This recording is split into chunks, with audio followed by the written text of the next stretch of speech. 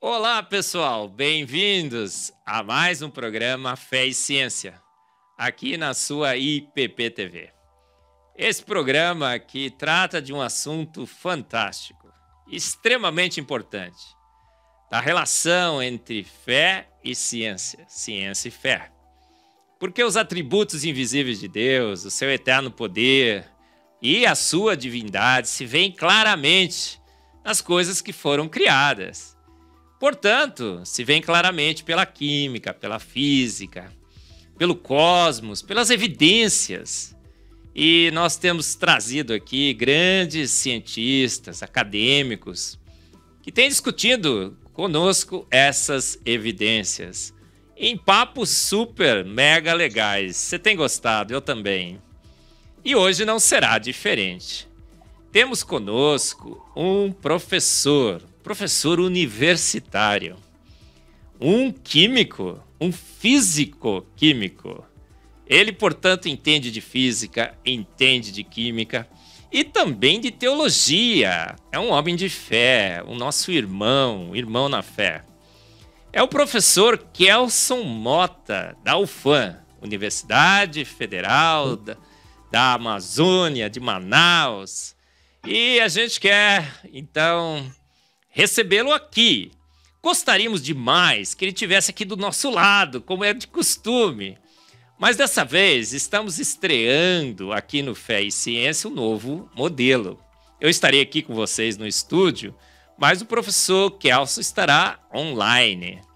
Por quê? Porque Amazonas, Manaus, ficou um pouco difícil da gente trazê-lo para cá, ele tem muitos compromissos, as viagens, as passagens. Mas vamos tê-lo conosco. Estaremos conectando online com o professor Kelson, ele já está aparecendo aí. Kelson, imenso privilégio tê-lo aqui no Fé e Ciência. Queria que você desse aí as suas palavras iniciais, uma boa noite, bom dia, boa tarde, porque nós gravamos também esse programa. Para todos que assistem aqui o Fé e Ciência, bem-vindo, Kelson. Muito obrigado, professor Eberlin. Obrigado pelo convite, é uma honra e uma alegria também estar aqui nesse canal falando um pouco de fé, um pouco de ciência, e eu espero que nós tenhamos um momento muito produtivo, muito edificante também. Falar sobre fé, falar sobre ciência não é uma coisa tão trivial, nós temos que praticamente conectar duas áreas que aparentemente parecem falar coisas diferentes, parecem dizer palavras que não se coadunam muito bem, mas nós sabemos que a ciência é apenas uma maneira de nós entendermos a criação de Deus, e sendo a criação de Deus algo inteligível, algo que nós podemos prescrutar, podemos procurar a resposta de forma clara, metódica. Então a ciência ela tem dentro do seu bojo a capacidade, a potencial de aclarar aspectos da criação de Deus e, claro, com isso redundar em glória e louvor para Ele, muito mais. Muito bem, Kelson, mas a gente sempre começa esse nosso programa, o Fé e Ciência, conhecendo um pouco do nosso entrevistado. E você, eu já disse, você é professor universitário aí na UFAM, você é químico, físico-químico, falei que também você tem um conhecimento em teologia, mas apenas adiantei um pouquinho sobre sua vida. A primeira sessão do nosso programa é sempre essa, o Kelson pelo Kelson. Eu queria que você falasse um pouco da sua vida, como que você se tornou um professor, um químico, falasse um pouco também da teologia da sua vida, parece que também se deu aula em seminário. Conta um pouco de você, Kelson. Ok. Gente, eu sou professor universitário, ano que vem faz 30 anos que eu atuo na Universidade Federal do Amazonas, no departamento de Química. Eu trabalho na área de Físico-Química, tenho um mestrado, tenho um doutorado pela USP na área de Química Teórica, voltado à mecânica quântica molecular. Trabalhei inicialmente com núcleo prostético da hemoglobina, com metais da primeira e segunda série de transição. Mas isso é apenas uma parte. Eu tenho formação básica em Química, tenho também uma formação ainda não completa em Teologia, mas na época que eu estava fazendo Teologia, eu também estava fazendo mestrado, e em algum momento eu tive que parar os estudos de Teologia, tive que terminar o mestrado, depois o doutorado, isso lá na década de 90, início da década de 90, mas consegui terminar todas as disciplinas tidas como técnicas do curso de Teologia, e muitos anos depois, como professor visitante na Federal do Rio Grande do Sul, na URGS, eu acabei sendo convidado para dar aula no Seminário Teológico Batista do Rio Grande do Sul, na área de apologética contemporânea, também em tópicos especiais de fé e ciência, e para mim foi uma oportunidade excelente de poder juntar a ciência com teologia. Foram 2 anos e meio, tive ali algumas excelentes conexões com alunos de várias linhas denominacionais diferentes, inclusive luteranos. Foi para mim um prazer. Mas em termos da minha vida pessoal, sou casado com uma japonesa bonitinha, tenho 2 filhas adolescentes, Mítica, Naomi. Inicialmente eu não vivi num lar evangélico, não sou oriundo de um lar evangélico. Cresci num lar de linha católica, mais voltada para a teologia da libertação, mas devido, eu acho que esse próprio ambiente, já no início da minha adolescência, eu já não conseguia crer em Deus, achava aquilo sem sentido nenhum, gostava muito da área científica. E dali em diante, eu aos poucos fui deixando a igreja de lado. Chegando ali aos 17, 18 anos, eu já me considerava um ateu completo. Gostava muito da literatura naturalista, e o resto foi passando. Quando eu já estava na faculdade, eu já dava aula numa escola técnica de ensino médio. 2 alunos me convidaram para um acampamento, eu não sabia o que era o acampamento para mim é camping. E não sabia direito nem para que eles estavam me convidando. Era uma época que eu estava com algumas dificuldades emocionais, triste, com algumas situações familiares.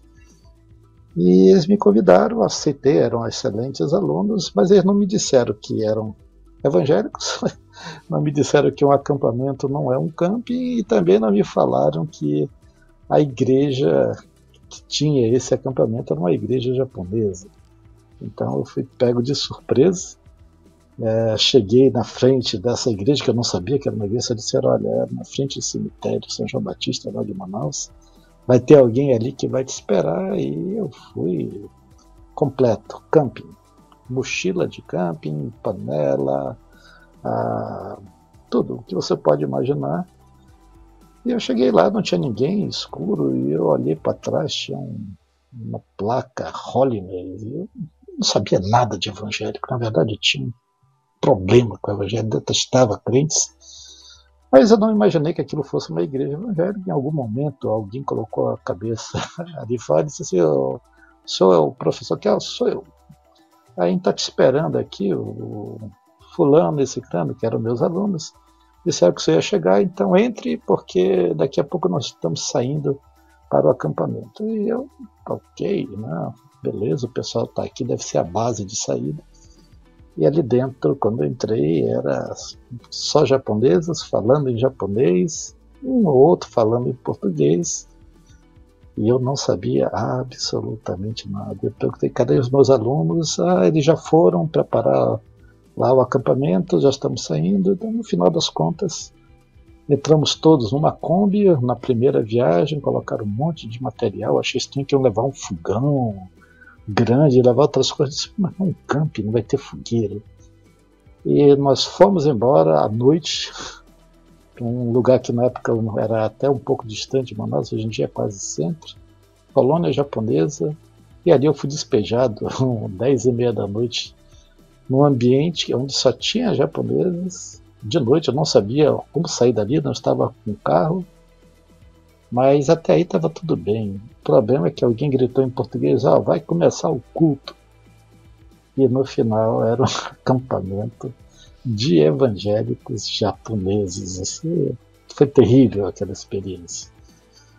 No final das contas, fazendo curto uma história longa, depois de 4 dias, 3 dias de acampamento, fizeram o apelo e eu odiei todos os momentos que eu estive naquele acampamento. E eu lembro da minha aluna me cutucando lá, assim: professor, levanta a mão lá, porque a gente vai continuar aqui até o senhor aceitar.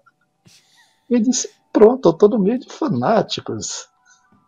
E, bem, eu disse: eu tenho que sair daqui, eu tenho que ir embora. Então, ok, vamos levantar a mão. Aí fizeram uma roda ao meu redor, oraram, salamalex.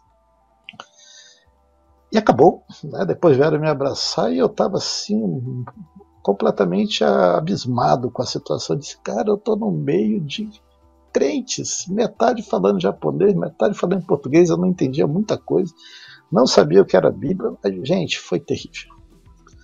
Mas eu lembro muito das palavras do pastor sobre alguns aspectos da vida, e aquilo me mexeu muito. Na verdade, eu tinha muita desconfiança de crente. Eu achava que eles tinham combinado que viria um professor que não era deles, que eles iam fingir que estava tudo muito bem, que eu falei na cabeça. E disseram que ia ter um cachorro quente na semana seguinte na igreja. Eu disse: eu vou, e ali eu vou conferir como são esses crentes de verdade. Isso é só fingimento. E o Senhor me pegou pela minha soberba. Não, foi isso daí. Fui naquela semana, não consegui entender absolutamente nada, me deram uma Bíblia, não consegui entender, mas eu tinha certeza que Deus não existia, que não existia essa história de uma salvação, só existia para mim a matéria. Mas, mais uma vez, olha, aquele pastor era muito bom, né? E o pastor Fujisaka. E ele me deixou com curiosidade. Eu disse: quer saber? Eu vou vir aqui nas próximas semanas e eu vou provar que esse pessoal está fingindo. Aí passou uma semana, 2, 3, quase. De repente eu estava lá 6 meses e eu não conseguia entender a Bíblia, não conseguia entender o comportamento dos cristãos. E eu ia, né, minha família não sabia, me deram uma Bíblia de presente, eu escondia aquela Bíblia em casa, ninguém me via saindo com aquela, só estava sempre numa mochila.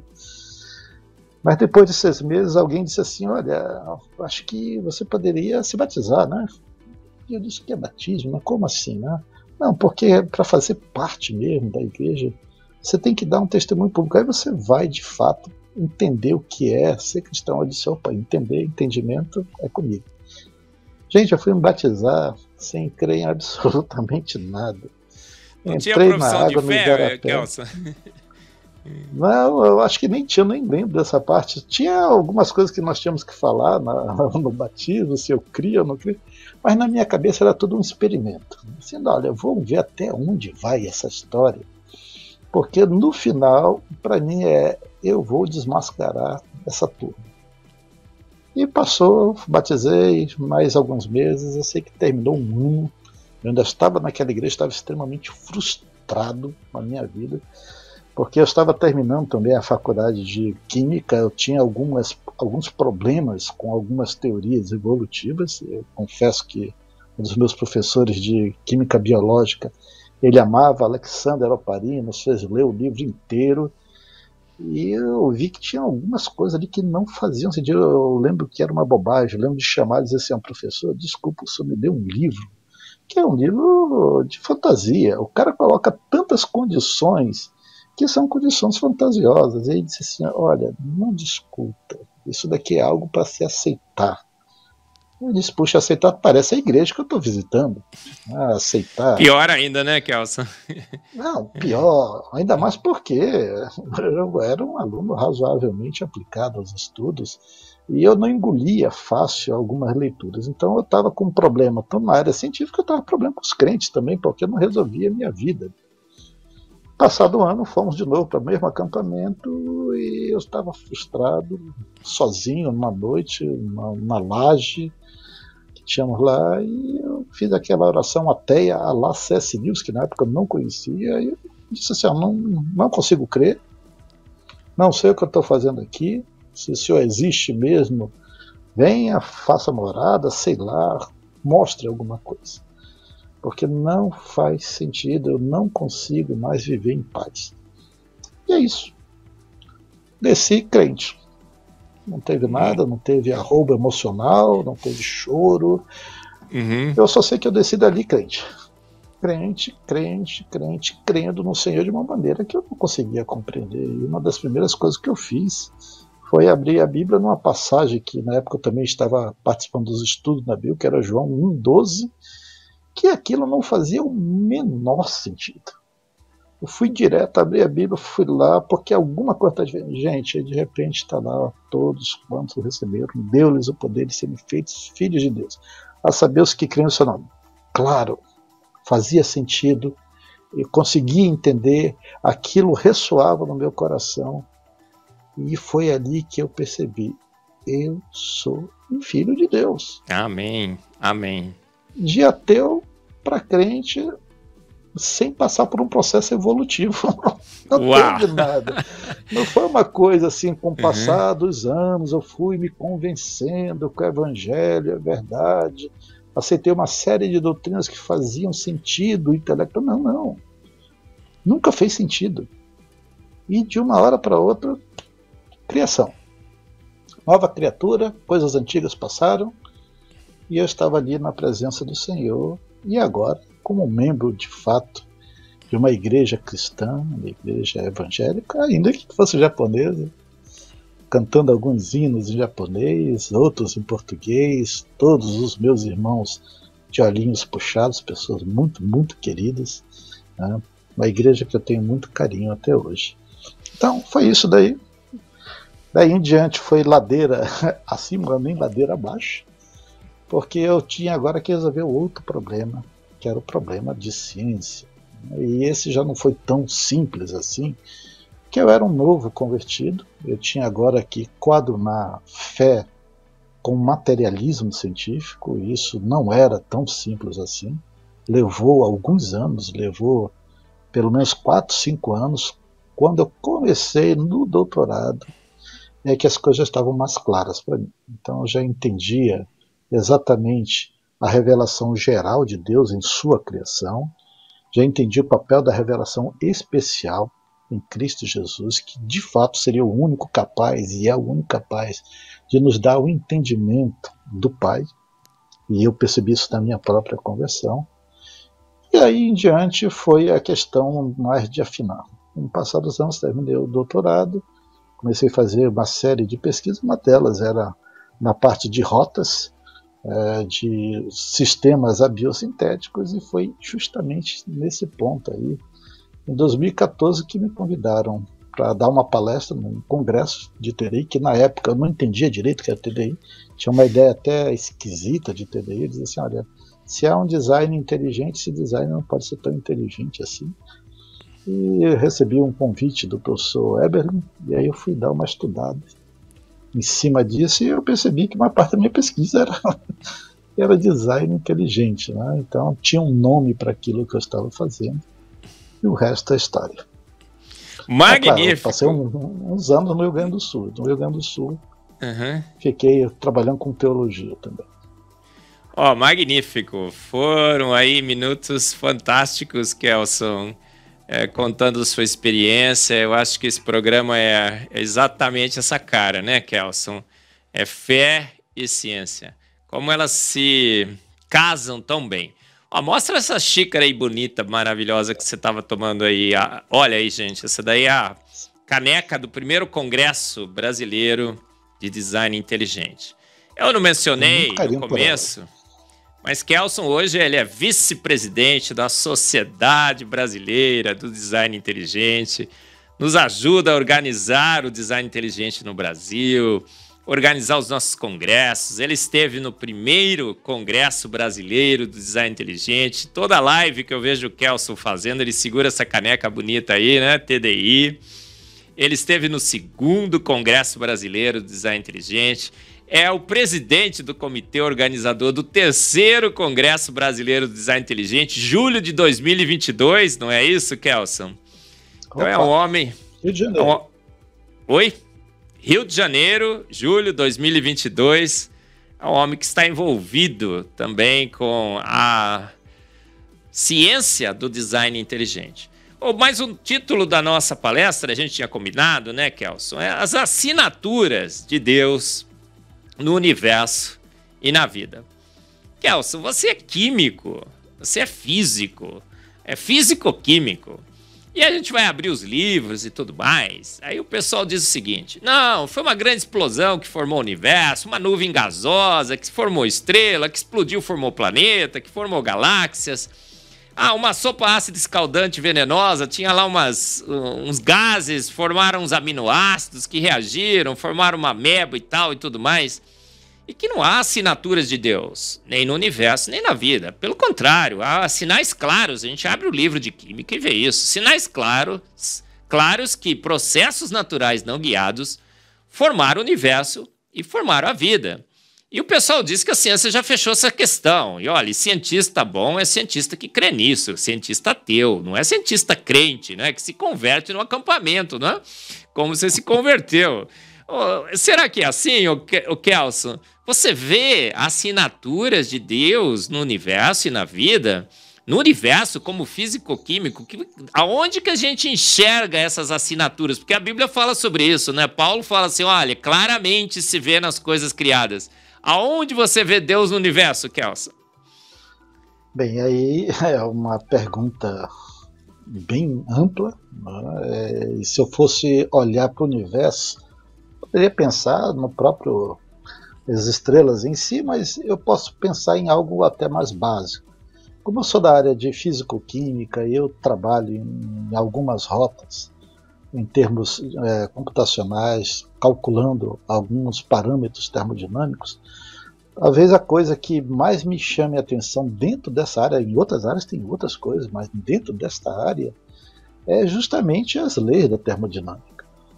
Nós temos uma lei geral que ela não é quebrada, nós não encontramos em nenhum caso a primeira lei da termodinâmica sendo quebrada. O que é a primeira lei? A primeira lei ela vai dizer que a energia do universo é constante. Nós vivemos num universo, pelo menos até o que tudo indica, um universo fechado.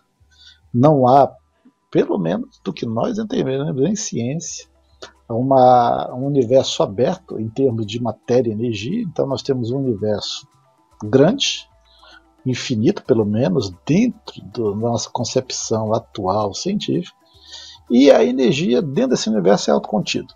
Significa dizer que nós não podemos criar energia a partir do nada, nós não podemos destruir essa energia a partir do que nós temos e essa energia deixar de existir, né? Temos um decréscimo da energia do universo. E isso daí já é um problema, porque se esse universo é autocontido e essa energia é constante, nada poderia ter sido formado do nada.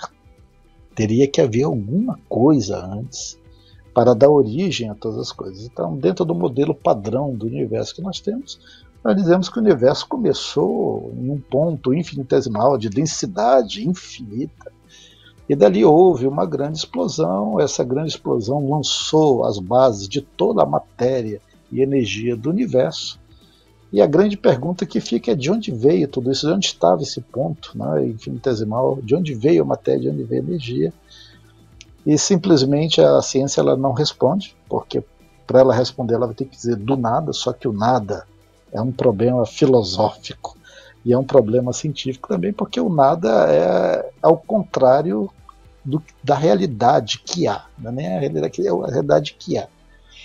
E aí essa primeira lei para mim ela já entra e diz assim: há algo que tem energia, que é capaz de ordenar essa energia em forma de matéria e é capaz de dar um formato geral em termos cósmicos, em termos universais para isso. Então, para mim, já é uma das assinaturas.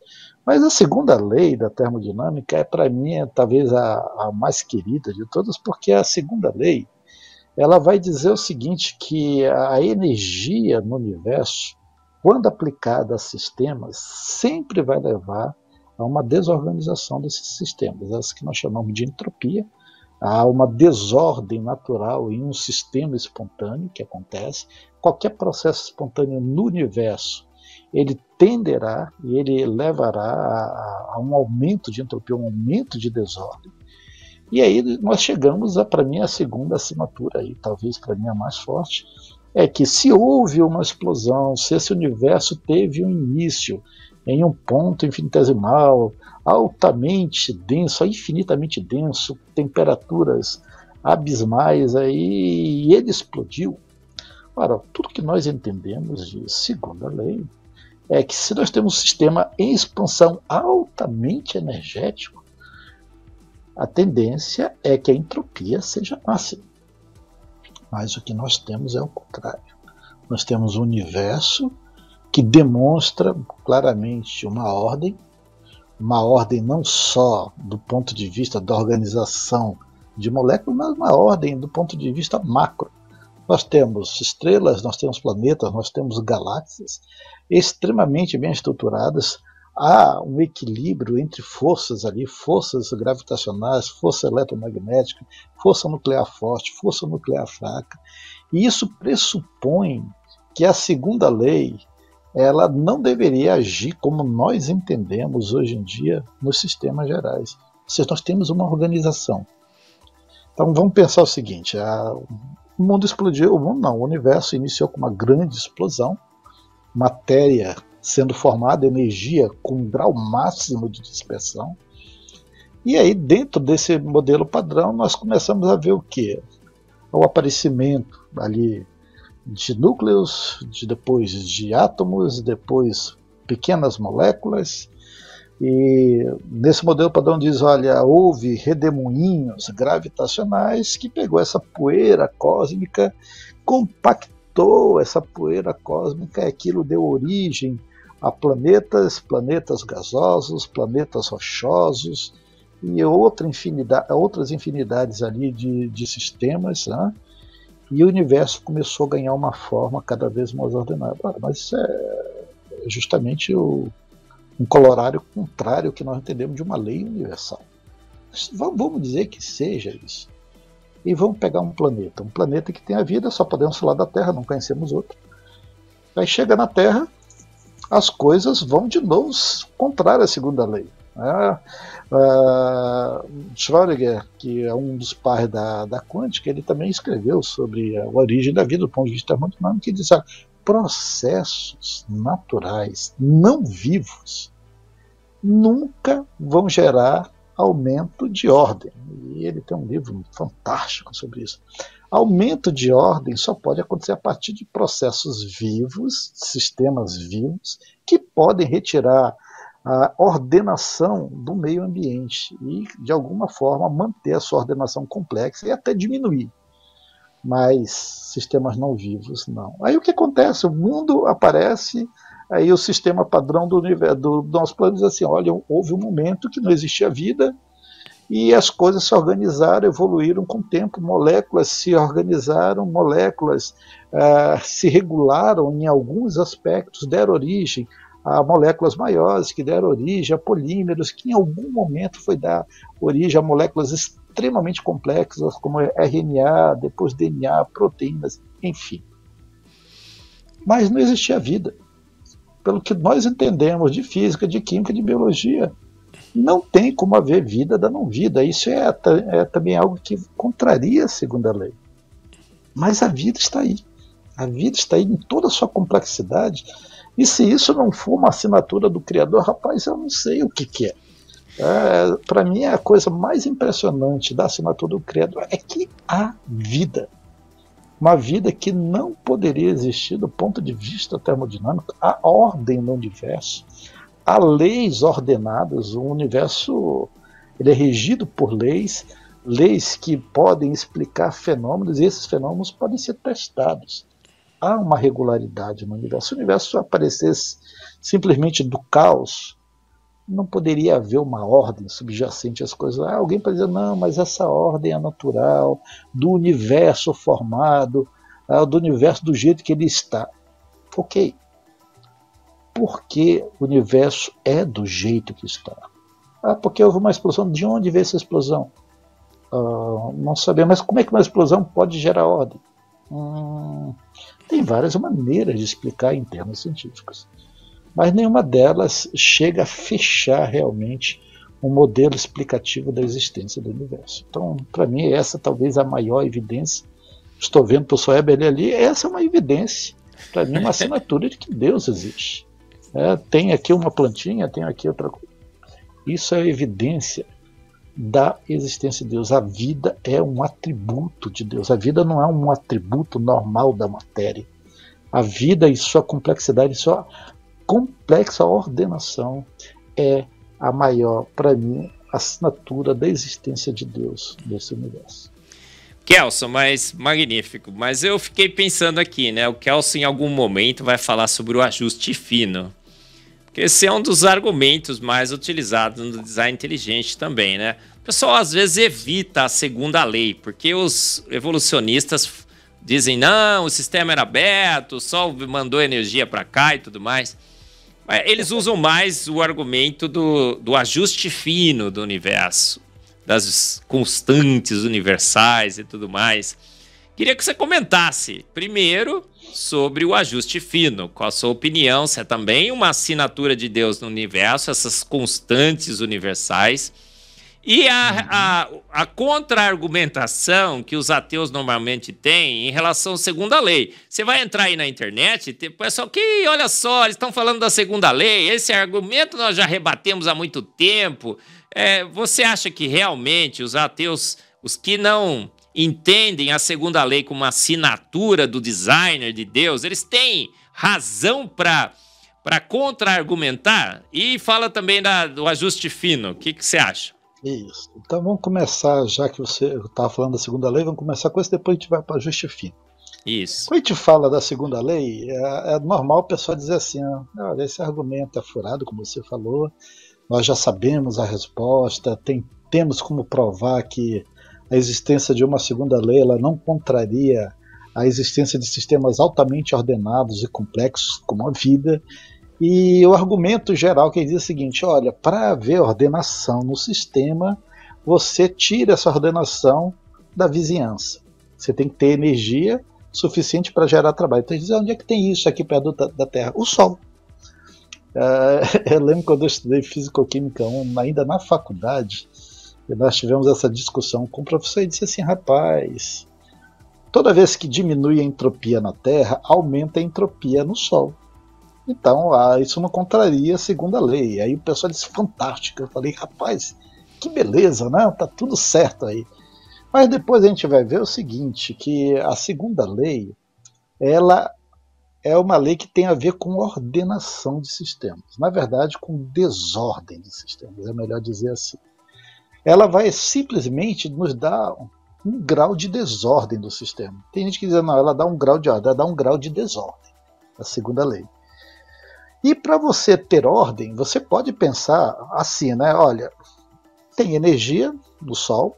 A segunda lei diz que a entropia total do universo é um sistema fechado, que o universo seria um sistema fechado, ela sempre vai ser positiva. Mas, em termos locais, se aumenta a energia de um sistema, diminui a energia, estou falando entropia de um sistema, então aumenta a entropia da vizinhança. Se diminui a entropia da vizinhança, aumenta a entropia do sistema, mas num sentido em que as coisas, vamos dizer, se equivalem. Mas isso é um entendimento muito, muito tacanho da segunda lei.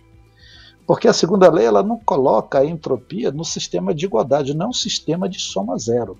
Tipo, aumenta a entropia do Sol, então diminui a entropia na Terra.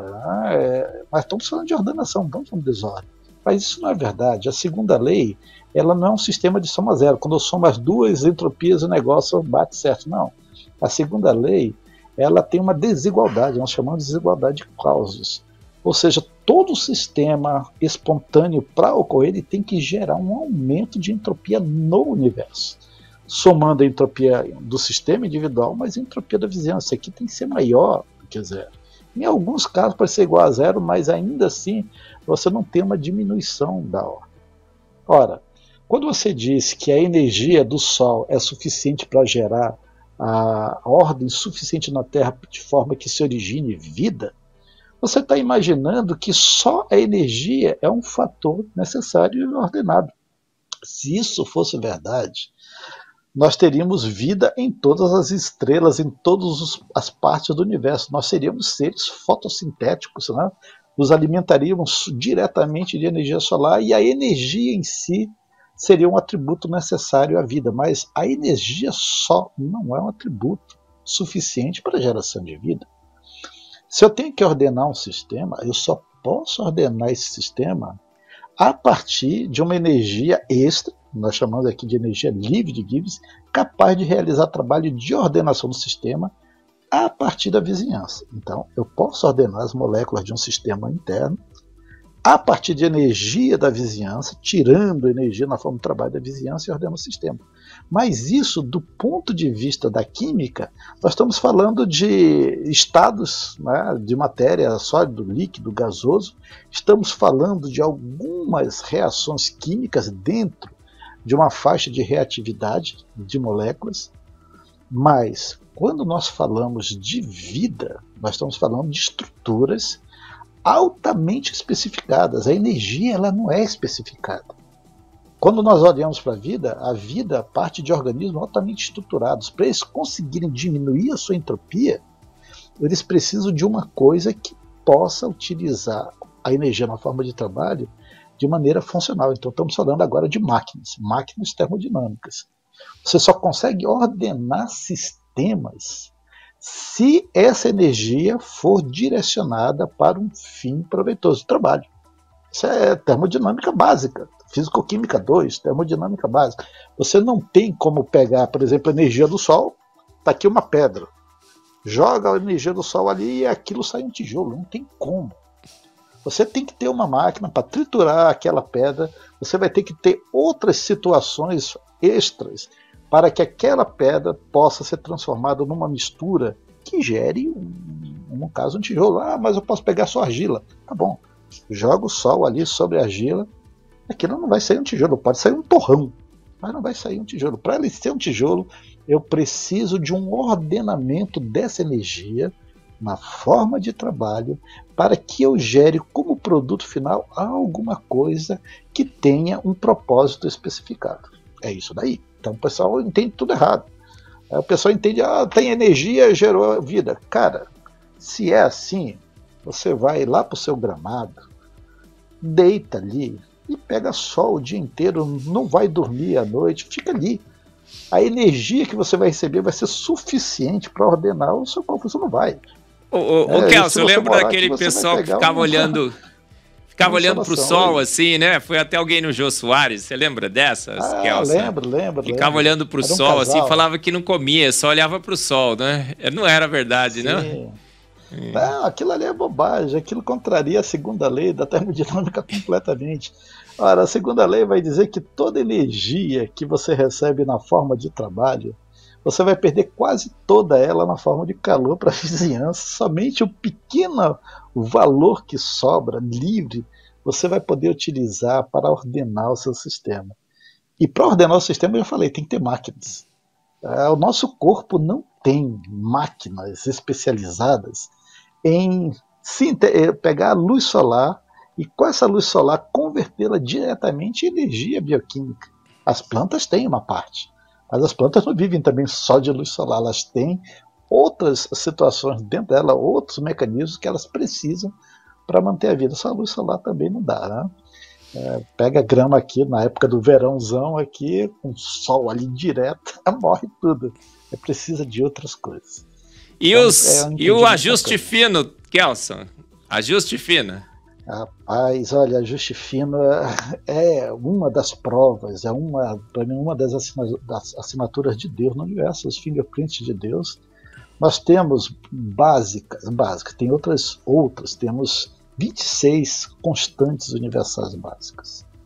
Essas constantes, elas são altamente afinadas dentro do propósito pelo qual elas existem no universo, de forma que o universo está aí, eles permanecem por esse ajuste impressionante dessas constantes. É como se fosse, sei lá, 26 monitores, 26 mostradores, ajustados com valores, alguns que chegam ao valor da 34ª casa decimal. É uma coisa impressionante, é impressionante. A gente não consegue medir pega... mais que 5, 6 casas, né? Muitas vezes. Não dá. Vou pegar, por exemplo, que é meio complicado, a gente teria que entrar em alguns termos mais técnicos, mas vamos pegar, por exemplo, a força da gravidade. A força da gravidade é uma das forças mais fracas que tem. E é até complicado dizer que a gravidade ela juntou poeira cósmica e formou o planeta. Mas tudo bem, não vamos entrar nesse aspecto. A força da gravidade, se ela for... Eu vou nem colocar valores pequenos, tá? Mas vamos dizer que eu altere a constante gravitacional G em 2%. Se eu aumento a constante, eu diminuo, aumenta a força gravitacional. Com 2% somente de aumento, basicamente você não teria como manter a vida no universo. Aqui no planeta, basicamente as plantas todas seriam esmagadas, isso daí. Nós teríamos alguns efeitos terríveis em termos de marés. Mas se você diminui a força gravitacional em valores menores, nós teríamos problemas com a estabilidade dos mares. Né? Então são coisas assim que você não consegue mudar. Não, eu vou mudar 1%, isso aqui não vai ter problema, vou mudar 0,02%. Todas as constantes cosmológicas, elas estão extremamente bem estabelecidas, com um número enorme de casas decimais. A constante relacionada à força nuclear forte, ela é impressionante. Se você tiver um aumento ali, se eu não me engano, uma 12ª casa decimal, posso estar enganado aqui, eu não lembro direito, você não tem a formação de hidrogênio no universo. Quando o universo foi formado, se a força nuclear forte tivesse uma constante diferente, você não tinha como formar hidrogênio no universo. Você teria diprótons livres e assim por diante, mas se ela fosse mais fraca do que ela é menor, com um valor menor, nós não teríamos a formação de elementos pesados no universo. Basicamente teríamos mais hidrogênio. Quer dizer, em nenhum desses casos poderia haver o universo como nós entendemos e haver vida como nós imaginamos que é no universo. Mas são muitas as constantes. Você pode falar só das gerais, a força eletromagnética, a força nuclear forte, a força nuclear fraca, força gravitacional, só isso daí já era o suficiente. Mas a gente pode falar de outras constantes. O fato é o seguinte, né? A pessoa que é naturalista ela diz assim, não, isso é bobagem que você está falando. Você está dizendo o seguinte, que o que há no universo não é uma coincidência cósmica. O que há no universo é porque um Deus foi lá e ajustou isso daí. Eu não creio que Deus foi lá e ajustou. Deus fez assim. Ele não ajustou nada, ele criou já desse momento. Mas a pessoa diz, não, isso é bobagem. Né? O universo é como é, com essas constantes extremamente ajustadas por uma coisa chamada princípio antrópico. Então, eles vão rebater isso daí por uma coisa chamada princípio antrópico. E o princípio antrópico é, na verdade, vamos dizer, um sofisma filosófico, uma maneira de você resolver um problema insolúvel. Então, o que diz o princípio antrópico? Ele diz o seguinte, o universo é como é, as suas constantes são como são, nos valores que se apresentam, porque o homem existe para perceber esse padrão aparentemente ordenado. Não entendi. Não, é o seguinte, cara, existem infinitos universos. Desses infinitos universos, talvez alguns deles, por probabilidade, terão todas as constantes ajustadas até a 100ª casa decimal. Mas quando é que você vai perceber esse universo ajustado? Se existe vida e você estiver lá para ver, senão não tem. Então isso daí é a mesma coisa que você dizer o seguinte, olha, o coco é redondo porque você está vendo o coco. Se você nunca viu o coco... Porque você está vendo ele redondo, né? Então é um pensamento circular que aponta para o exterior, né, para o externo. É um argumento quase que ad absurdo, né, mas circular. Eu não posso provar nada a partir desse argumento, não posso refutar, não, realmente... Né, nós existimos como homem, um princípio antrópico, então o princípio antrópico ele covalida todo esse ajuste fino e diz que Deus não existe. Então, eu poderia usar o princípio antrópico para Deus também. Olha, nesse aspecto as coisas são muito bem ajustadas porque houve um Deus para criar. Não, mas Deus não existe. Não, mas você está dizendo que o universo é assim porque eu existo. Por que Deus não pode existir e você pode em um valor infinito de universos para dizer que esse ajuste fino das constantes é apenas uma coincidência cósmica. É a mesma coisa. Isso.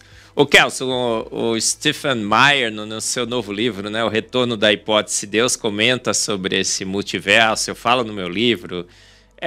A navalha de Ockham derruba isso, né? O multiverso é uma explicação muito mais difícil para o universo que a gente está tentando explicar, né?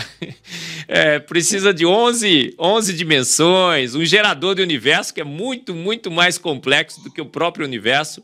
E eu falo também, né, que, olha, fala assim, um universo foi sortudo o suficiente. A gente consegue medir a sorte desse universo com os recursos probabilísticos desse universo.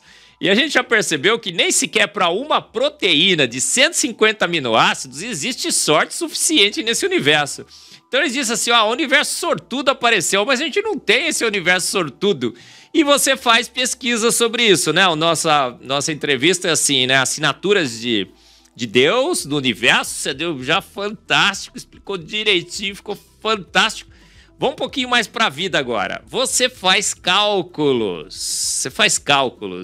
E contra contas e cálculos não há argumentos, né? 2 mais 2 igual a 4. E aí você pegou, sim, um trabalho fantástico que você tem, não sei se os nossos telespectadores, youtubers sabem, mas o professor Kelson faz cálculos sobre a origem da vida. E você pegou esses aminoácidos daquela sopa ácida escaldante lá do Stanley Miller, que o pessoal lê nos livros de biologia, acha que aquilo lá é verdade absoluta. Né? Até alguns cristãos, depois a gente vai falar, alguns irmãos nossos acham que aquilo lá é verdade absoluta. Aí você foi fazer as contas, você é físico-químico, você conhece física, você conhece química, matemática, você sabe fazer cálculos, a energia livre de Gibbs. Aminoácido reagiria com aminoácido para formar proteínas nesse planeta? Aquelas 150... a estatística mata uma proteína com 150 aminoácidos, não tem sorte. Mas parece que a fisicoquímica nos seus cálculos, nos cálculos do professor Kelson, mata essa hipótese também. Fala um pouco sobre essa probabilidade. Dá para formar uma proteína do ponto de vista fisicoquímico, dos cálculos da fisicoquímica quântica que você faz?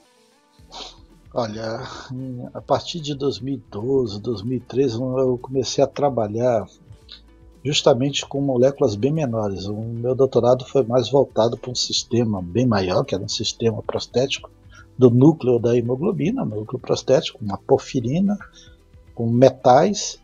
Mas em 2013 eu comecei a trabalhar com moléculas um pouquinho menores. E a ideia era justamente testar a possibilidade de algumas reações químicas ditas formadoras da vida virem a existir.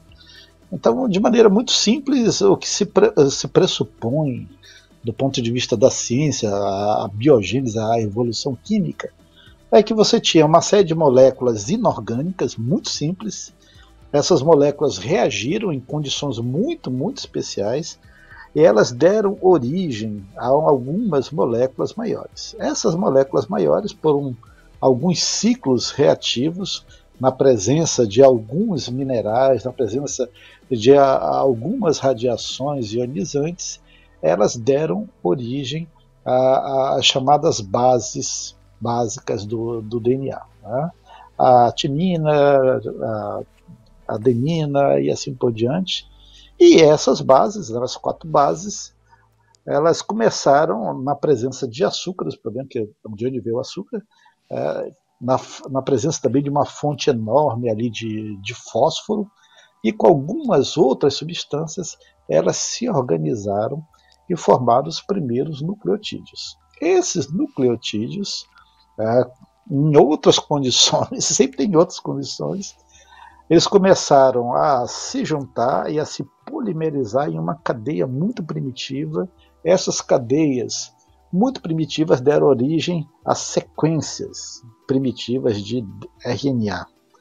Em algum momento esse RNA começa a se duplicar e forma uma protocadeia de DNA, mas em algumas teorias dizem que antes disso se formou proteínas, e essas proteínas puderam criar um sistema antigo, talvez um sistema proto, capaz de sintetizar uma protosequência de DNA. Ok, isso está muito bem estabelecido na literatura, então são muitos modelos de formação, mas a questão é sempre a mais simples. Né? Em vez de eu tentar calcular uma sequência enorme de RNA, basta eu calcular a sequência mais simples de formação de nucleotídeos anabolos. Se não der certo o nucleotídeo, o resto não vai dar também.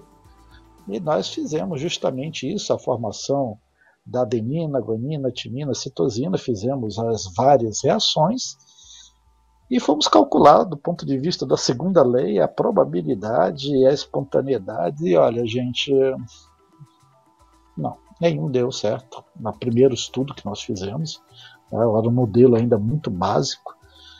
Depois nós melhoramos esse modelo, nós encontramos que algumas sequências seriam possíveis se nós fizéssemos uma série enorme de considerações.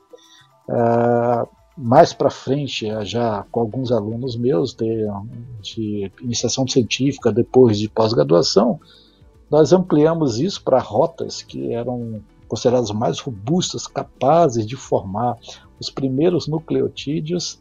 Saiu uma tese de um aluno meu, uma dissertação ano passado, agora ele está no doutorado já trabalhando em cima disso. Trabalho longo, robusto, e a conclusão é que não tem como pegar as rotas tradicionais, naturalistas de formação da vida, e aquilo gerar os nucleotídeos mais básicos. E aí você vai ali para termodinâmica e estatística e faz os cálculos também para sistemas básicos, né, utilizando aqui alguns ensembles, algumas coleções de partículas, e você consegue ver, qualquer aluno de físico-química 1, de termodinâmica 1, consegue calcular a probabilidade de um sistema se ordenar do ponto de vista termodinâmico e estatístico. Não tem como. Nós fizemos alguns cálculos básicos ali com 100 moléculas, 100 partículas, numa proteína, né, vamos dizer, de somente 100 partículas, aquilo ali dava, acho que 10 elevado a menos 30 probabilidade de aquilo formar. E eu não estou falando de uma sequência enorme, eu estou falando de uma sequência simples, sem colocar as leis da química embutidas ali, sem colocar pontes exclusivas, né, sem considerar ali a questão da polarização da luz, nada disso.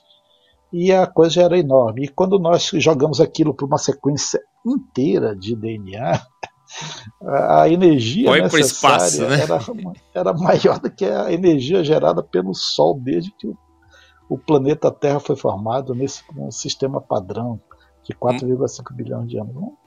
Mas então você calculou, deixa eu tirar essa dúvida, você calculou a formação das bases nitrogenadas, a TGC. Uhum.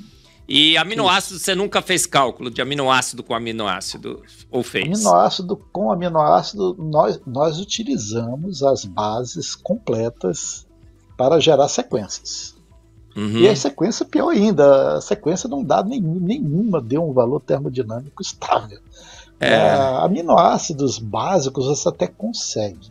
Mas aí você já tem que entrar na reação, no cálculo, assim, olha, esse composto já existe, eu vou reagir com esse outro composto que já existe dentro de um sistema ali catalítico e aquilo vai dar certo. Ora, se eu parto de uma molécula complexa que já existe, capaz de sintetizar uma outra, talvez até um pouco menos complexa, mais complexa o suficiente para gerar uma outra etapa de reação, eu vou ter um ΔG ali negativo.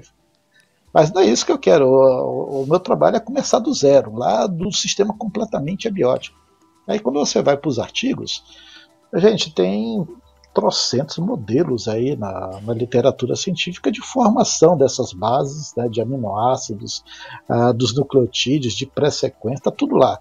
O problema é que todos os modelos requerem alguma coisa que eu chamo de MacGuff, alguma coisa fantástica, alguma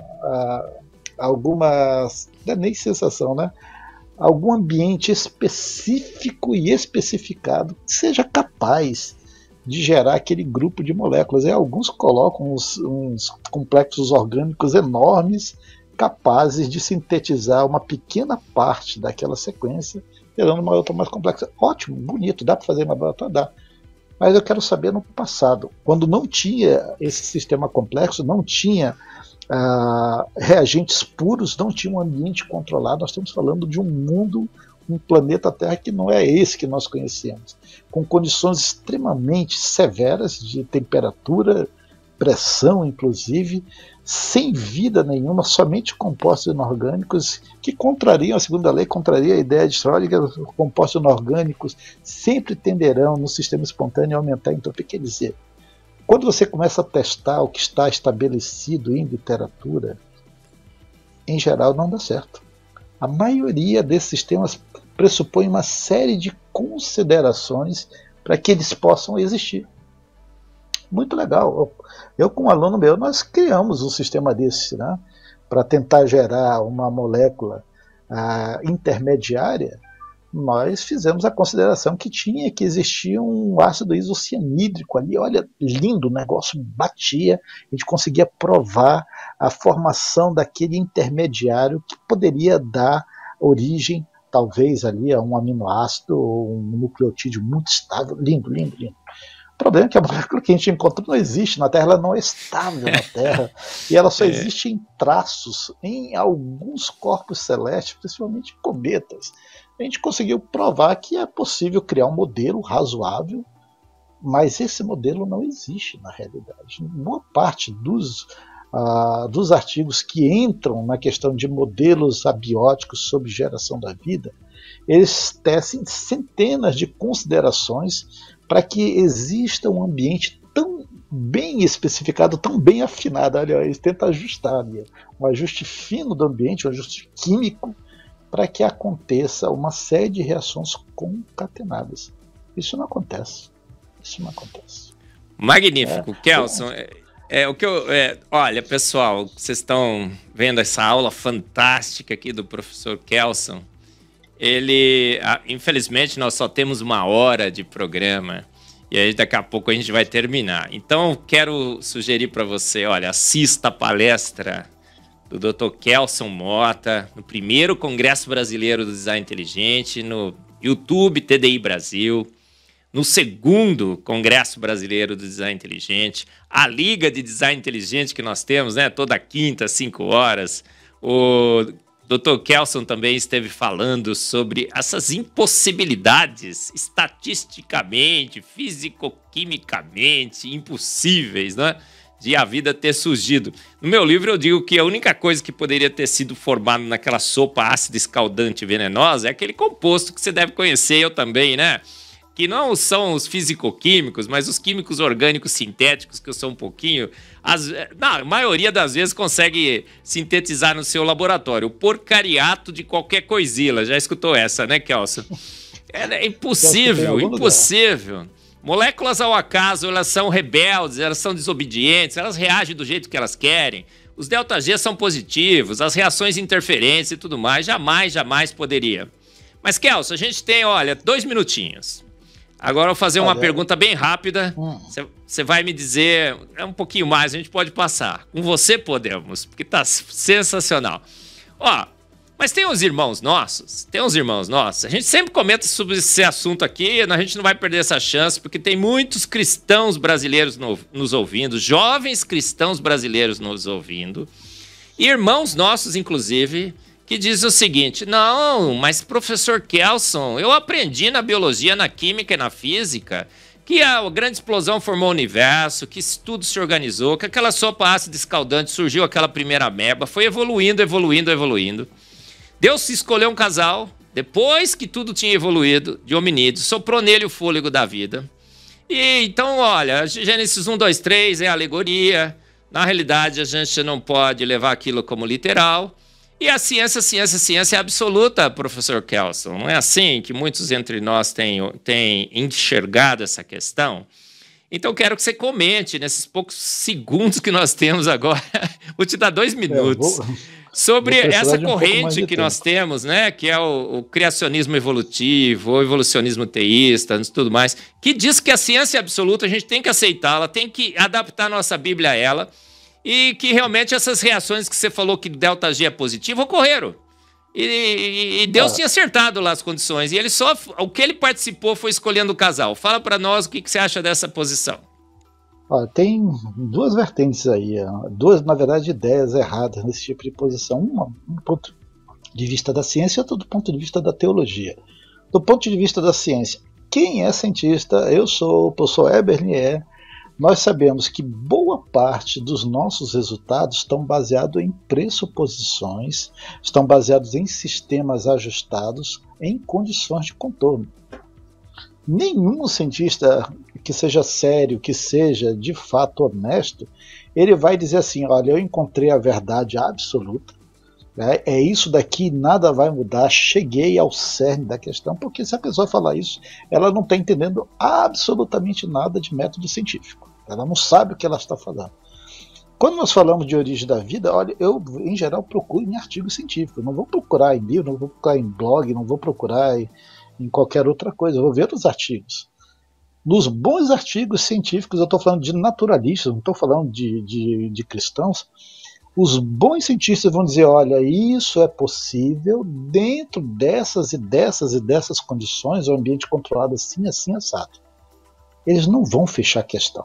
Quando um cientista ele fecha a questão ali e bate o pé, em geral, ele já não é mais cientista, ele é um dogmático, ele é um fanático. Ele está colocando a ciência, que é para explicar fatos em termos do como, para uma filosofia em termos dos porquês. E aí, quando você chega para o outro lado, que é a questão da teologia, nós temos um outro erro. É a pessoa nessa linha, né, uma linha teísta, evolucionista, essa linha vai começar a dizer o seguinte, ela vai ter que abrir mão do que ela entende de ciência e do que ela entende de teologia. Na ciência, ela acaba colocando ciência absoluta, ciência já provou, ciência, na maioria dos casos, em termos de origem da vida, ela não conseguiu provar, ela tem alguns modelos muito interessantes, eu gosto, mas ela não consegue provar, tem uma série de inconsistências nesses modelos, e a ciência ela se vai justamente nessas inconsistências. A gente vai tentando melhorar. A ciência é o meu ganha-pão, e eu digo, o sistema, o método científico, ele é confiável. Mas o problema é que o método científico ele é baseado em premissas humanas. Então, nós temos problemas aí. Não é? Nós temos, às vezes, discursos cientificistas que estão muito longe do método científico. E aí você pega alguém que entende, talvez, a teologia de uma maneira até um pouco diferente, e ela diz o seguinte, olha, como a ciência já provou que o homem ele não foi criado por Deus de uma criação especial e ele evoluiu talvez de um hominídeo anterior, então a Bíblia ela tem que se coadunar, ela tem que se ajustar à ciência. Olha o ajuste fino agora ao contrário, ela tem que ajustar a Bíblia a um conhecimento científico. Olha, isso daí é um erro. É um erro. Porque a partir do momento que você faz isso, você é obrigado a fazer uma seleção de passagens na Bíblia em que você diz assim, isso é literal, isso não é literal, isso é histórico, isso é mitológico, isso daqui é só emblemático. E quando você faz essa diferença e diz assim, olha, porque a ciência já provou, primeiro que você matou a ciência, que a ciência, na maioria das vezes, ela não prova nada em termos históricos do ponto de vista da evolução, da realidade como ela se apresenta. E segundo, você matou a sua fé também, porque você diz, olha, o objeto básico da minha fé, o que é mais emblemático da minha fé em termos de revelação, que as escrituras, elas dependem da interpretação da ciência. Toda vez que a ciência descobre alguma coisa, eu vou ter que ajustar a Bíblia. E, gente, a ciência, ela muda, muda muito. E muito, né, Kelso? De um século para cá, ela mudou completamente, totalmente. Todo século reforma a ciência do século passado, né? O vindouro reformará a nossa ciência que estamos fazendo hoje, não é assim, professor? 30 anos professor atrás, o espectro carbono 14 dava um valor, hoje em dia dá outro. Né? Diga lá. Gente, estava super mega legal, não estava? Eu estava aqui, olha, delirando, né, com essa aula fantástica do professor Kelso. Gente, cientista bom é cientista ateu? Cientista bom é cientista bom, como o professor Kelso, não é? Um homem que crê em Deus e faz uma excelente ciência, uma ciência que glorifica a Deus. Então, jovem cristão brasileiro, olha, se Molde pelo professor Kelson, por exemplo, um homem que crê em Deus, que se converteu do ateísmo para essa fé em Deus, com a razão, com o coração, mas com a razão, entende que há um Deus pela sua ciência. Temos grandes cientistas que creem em Deus. Você não precisa deixar a sua fé para fazer boa ciência. E a boa ciência não desacredita a nossa fé nesse grande Deus. Essa acho que talvez tenha sido, não é? O resumo do que o professor Kelson veio trazer para nós. Kelson, professor Kelson, porque somos amigos há muito tempo, né? Meu irmão camarada também. Foi ótimo, sensacional. E eu queria só te dar agora, a gente já estourou 5 minutos, eu queria te dar 30 segundos para suas considerações finais. Rapidinho. Eu gosto muito de uma frase de Antoine de Saint-Exupéry, que ele diz o seguinte, que a perfeição não é alcançada quando já não há mais nada para adicionar, mas quando já não há mais nada que se possa retirar. E nesse aspecto, a criação do Senhor, do jeito que está, ela é perfeita. Ela não é algo que você tem que adicionar em etapas sucessivas, graduais e caóticas. Não, ela foi criada perfeita. A perfeição é quando você não tem que acrescentar mais nada. Não é algo que você não tem mais ali, né? Ou tem que acrescentar. Não, ela já está ali, você não precisa tirar nada. Se você tirar alguma coisa, aquilo não funciona. As coisas do jeito que estão, o universo do jeito que está, se você alterar, se você tirar alguma coisa, aquilo não funciona. E deixa de ser perfeito. A vida como ela é, os sistemas que existem, os organismos vivos, se você altera algumas coisas em algumas sequências metabólicas, sequências celulares, eles deixam de funcionar. Então o Senhor criou todas as coisas com perfeição, os céus proclamam a glória de Deus, o firmamento fala, diz acerca dessa glória. Nós temos linguagem, temos palavras da criação que nós não ouvimos, mas estão proclamando glória ao Criador. E ciência, para mim, é uma beleza, porque a ciência bem feita, ela glorifica ao Senhor. Então não tenham medo de ciência, não. A ciência está enganando você. Não, a ciência não está enganando você, não. Nós temos alguns equívocos acerca de algumas evidências. Mas você que está me ouvindo, você que é jovem, nós precisamos de cientistas e bons cientistas na academia. Venha conosco, venha estudar, mantenha a sua fé. Ciência não vai lhe espantar da fé. A boa ciência te aproxima do Senhor. Ela não te joga para fora, pelo contrário. Então, Kelson, muito obrigada mais uma vez pelo seu comprometimento, estar aqui com a gente, essa aula fantástica. Pessoal, você gostou, não gostou? Mais um Fé e Ciência. Vários programas já foram gravados, eu quero que você, se não assistiu, assista todos. Assista essa palestra fantástica do professor Kelson 1, 2, 3 vezes. E esteja sempre conosco, aqui na sua IPP TV, no Fé e Ciência. O programa que mostra que sua fé está corroborada na razão, no entendimento, na ciência de qualidade, feita por homens, à imagem e semelhança de um grande Deus. Esteja sempre com a gente. Até o próximo Fé e Ciência.